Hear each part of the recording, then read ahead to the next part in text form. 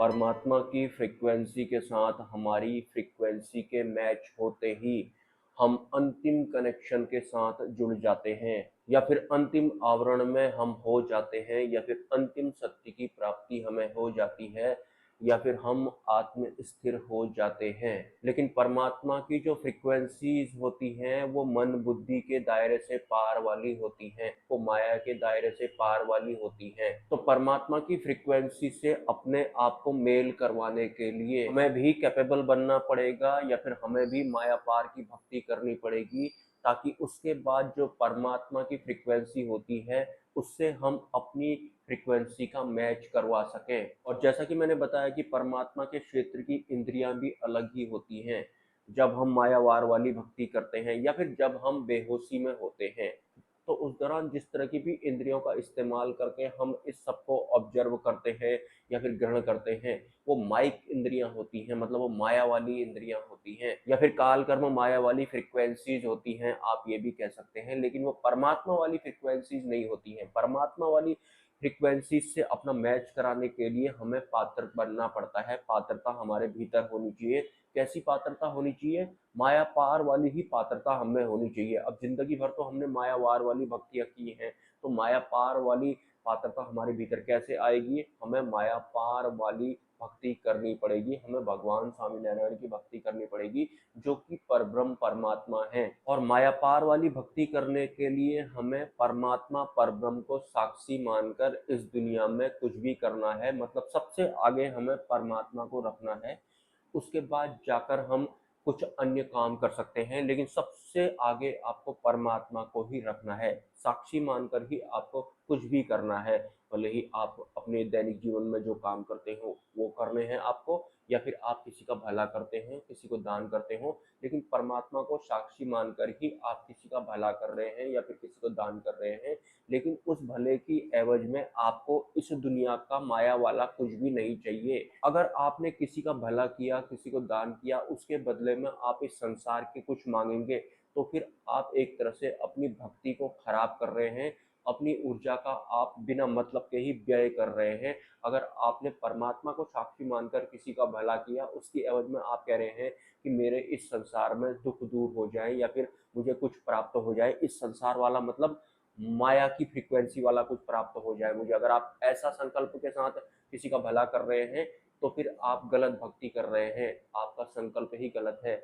अगर आप परमात्मा को साक्षी मानकर या फिर परमात्मा के लिए पात्रता आप बना रहे हैं, तो उन्हें साक्षी मानकर आप जो भी कर रहे हैं, उनकी एवज में आपको सिर्फ और सिर्फ परमात्मा की कृपा चाहिए, उनकी प्रसन्नता आपको चाहिए। माया वाला आपको उसके बदले में कुछ भी नहीं चाहिए। जिंदगी भर ध्यान रखिए, आपने जिंदगी भर माया वाली भक्तियां की हैं, माया से ही आपने माया ही मांगी है।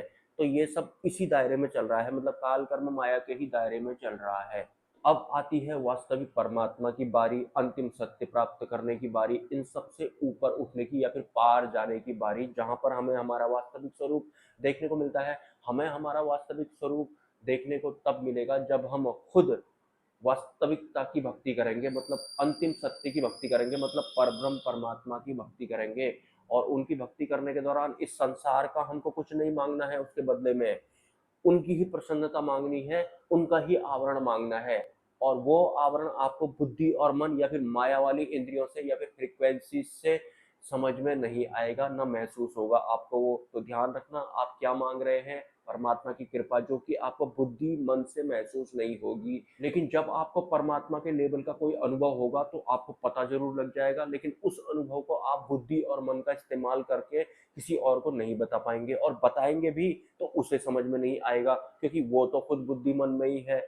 और आप भी तोड़ मरोड़ के भी उसे बताने की कोशिश करेंगे, हालांकि बता नहीं पाता है कोई भी इंसान परमात्मा के लेवल के जो भी अनुभव होते हैं वो, क्योंकि वो बुद्धिमान के पार वाले होते हैं। इसे अगर मैं थोड़ा सरल करने की कोशिश करूं, तो जैसे कि आपने जिंदगी भर मीठा आपने खाया ही नहीं है, आपको पता ही नहीं है कि मीठा कैसा होता है, ठीक है? तो एक दिन एक इंसान कोई आपके सामने में कुछ मीठा खाता है, और उसके बाद वो आपको बताता है, अरे वाह क्या टेस्ट है, कितना मजा आ रहा है इसको खाने में, ये मीठा होता है। आपने तो खाया नहीं है, आपको तो पता नहीं है कि मीठा होता कैसा है, तो आप हाँ हाँ हाँ हाँ ही कहेंगे। लेकिन आपको वास्तव में अनुभव नहीं है कि मीठा होता कैसा है, तब कि आप खुद मीठा का टेस्ट नहीं कर लेते, तक आपको परमात्मा के लेवल के अनुभव नहीं हो जाते, तब तक कोई दूसरा उस अनुभव को नहीं ले सकता है। और अगर आपने परमात्मा के लेवल का अनुभव कर लिया या फिर आपको मीठा खा लिया, आपने मीठे का अनुभव हो गया, लेकिन बाकी लोगों को तो पता नहीं है ना कि मीठा होता कैसा है। सिर्फ उन्होंने सुना है कि इस चीज को खाते हैं तो मीठा होता है, लेकिन मीठा होता कैसा है, टेस्ट होता कैसा है उसका, वो पता है नहीं बाकी लोगों को। हालांकि ये एक नॉर्मल एग्जाम्पल है, लेकिन कुछ इसी तरह से आप समझ सकते हैं। मतलब परमात्मा के जो अनुभव होते हैं वो तो इंद्रिय अतीत होते हैं। ये वाली जो इंद्रियां होती है ना, माया वाली, उससे भी पार के होते हैं वो। तो क्या बताएगा कोई इंसान आपको। और जो भी परमात्मा को समझने की कोशिश कर रहे हैं ना बुद्धि से, वो नहीं समझ पाएंगे परमात्मा को बुद्धि से। बुद्धि माया के अंडर वाली होती है। बुद्धि की क्षमता इतना नहीं होती है कि वो परमात्मा को कैच कर ले, पकड़ ले। और बुद्धि को क्या आदत होती है, किसी को समझ करके संतुष्ट हो जाना। और जो बुद्धि ने समझा होता है वो उसे सही लग रहा होता है, उसे लगता है कि मैं बिल्कुल सही समझ रहा हूँ, मेरी बुद्धि को जो समझ में आया है बिल्कुल सही आया है। बुद्धि द्वारा इस दुनिया को जितना भी जिया गया है उसमें जो कॉमन कॉमन समझ होती है वही सब जगह फैली हुई है। बाकी सारे लोग इस दुनिया के 8 अरब उसी समझ पर चल रहे हैं, उसमें ही वो बेहोश है। मैं आपको क्लियर बताना चाहूँ तो टोटल मिलाकर के अगर आपको अंतिम सत्य की प्राप्ति चाहिए तो आपको माया पार वाली ही भक्ति करनी होगी। मतलब परमात्मा की भक्ति आपको करनी होगी, और उनकी भक्ति की एवज में आपको इस संसार का कुछ नहीं चाहिए। और हाँ, एक सवाल आया था मुझे, उन्होंने शायद मुझे व्हाट्सअप किया था, और उन्होंने एक मैसेज लिखा था कि गुरुजी, मुझे गुरुजी बोल रहे थे, हालांकि मैं गुरुजी तो नहीं हूँ, लेकिन चलो फिर भी उनका मैसेज मैं दोबारा से याद करने की कोशिश करता हूँ। उन्होंने मुझे एक वीडियो भेजा, उसमें कुछ साधु संत थे जो कि 3-4 थे। वो किसी स्टेशन का वीडियो था। उन्होंने बोला कि मुझे इनके जैसा भक्त बनना है, मुझे इनके जैसा संत बनना है, ऐसा उन्होंने मुझे लिख करके भेजा था। देखिए, अगर आप परब्रह्म परमात्मा की भक्ति करते हैं तो पहली बात, आपका मैं और मेरा मिटना चाहिए हर हाल में। और ये आपने डिसाइड किया है कि मुझे इनके जैसा गुरु या फिर संत बनना है। बिल्कुल भी नहीं बनेंगे आप उनके जैसा, वो भले ही वो जो भी हों। आप वैसा बनेंगे जैसा परब्रह्म परमात्मा ने आपके लिए डिसाइड किया होगा। आपका फ्यूचर जो होता है उसके बाद परब्रह्म परमात्मा की निगरानी में होता है। अगर आपका फ्यूचर आप सोच रहे हैं कि मेरे अंडर में होगा या फिर जैसा मैं चाहूंगा वैसा मैं बनूंगा, तो फिर यहाँ तो अहंकार आ जाता है। परब्रह्म जैसा चाहेंगे वैसा आपका फ्यूचर होगा, जैसा चाहेंगे वैसा आपका फ्यूचर होने में अहंकार शामिल होता है। अहंकार होना नहीं चाहिए, अहंकार को आपको भांपना पड़ेगा। आप उनकी भक्ति कर रहे हैं जो माया पार हैं, जो काम क्रोध लोभ मोह भय या फिर अग्नि जल वायु पृथ्वी आकाश के ही पार हैं। और बाकी जो ये हैं जिनके बारे में मैंने बताया है, वो सब उनका अस्तित्व भी उनकी वजह से है, लेकिन ये सब उनको छू नहीं सकते हैं। वो इतने विरले हैं, वो इतने कॉमन हैं, होंगे भी क्यों नहीं, वो नंबर 1 हैं। और उनके दर्शन हर एक शिष्य या फिर हर एक साधक को होते जरूर हैं। मैं परमात्मा की बात कर रहा हूँ, उनके दर्शन होते हैं हर एक शिष्य को या फिर हर एक साधक को, और एक ही स्वरूप में होते हैं उनका, क्योंकि उनका स्वरूप एक ही होता है।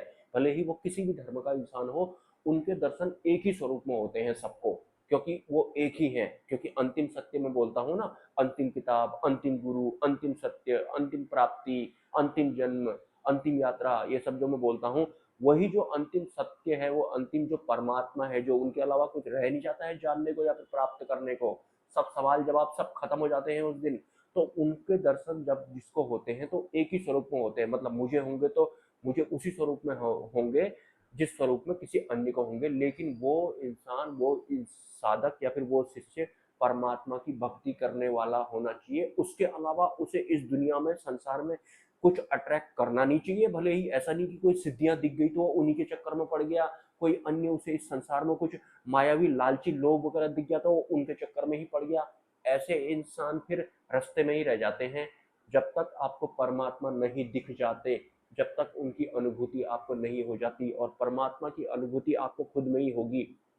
किसी से पूछने की जरूरत आपको नहीं पड़ेगी कि वो परमात्मा थे या नहीं थे, वो कौन थे जो मुझे ध्यान में स्वप्न में दिखे थे, या फिर जो बिल्कुल ही पार मेरी व्यवस्थाओं के दिखे थे, वो थे कौन। तो आपको किसी से पूछने की जरूरत नहीं पड़ेगी, आपको अपने आप में ही सबूत मिल जाएगा।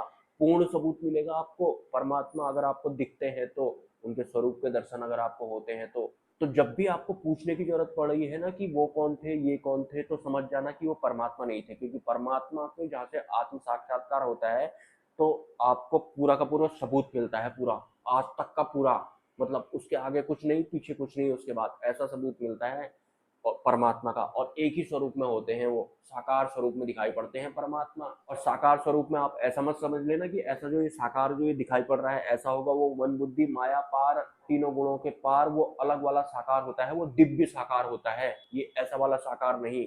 तो दिव्य साकार स्वरूप तभी दिखाई पड़ता है जब हम में दिव्यता होगी, मतलब हम में भी दिव्य दृष्टि होगी। उस दृष्टि के लिए ही हमको ब्रह्मरूप होना होता है। ब्रह्मरूप होना मतलब अब हम परमात्मा के कनेक्शन में आ गए हैं, अब हम परमात्मा की भक्ति कर सकते हैं, अब हमको परमात्मा के दायरे के या फिर लेवल के या फिर उनके आवरण के या फिर उनकी फ्रीक्वेंसीज के अनुभव होना शुरू हो जाएंगे, हम ब्रह्मरूप हो जाएंगे। तो ब्रह्मरूप होना मतलब आत्मस्थिर अगर हम हो जाएंगे तो मतलब धीरे धीरे ये एक ही तरह के नाम है, आत्मस्थिर होना, माया पार होना या फिर ब्रह्मरूप होना, साक्षी भाव में होना, ये एक ही तरह के स्टेप्स हैं। थोड़ा बहुत फर्क है इनमें, ज्यादा फर्क नहीं है।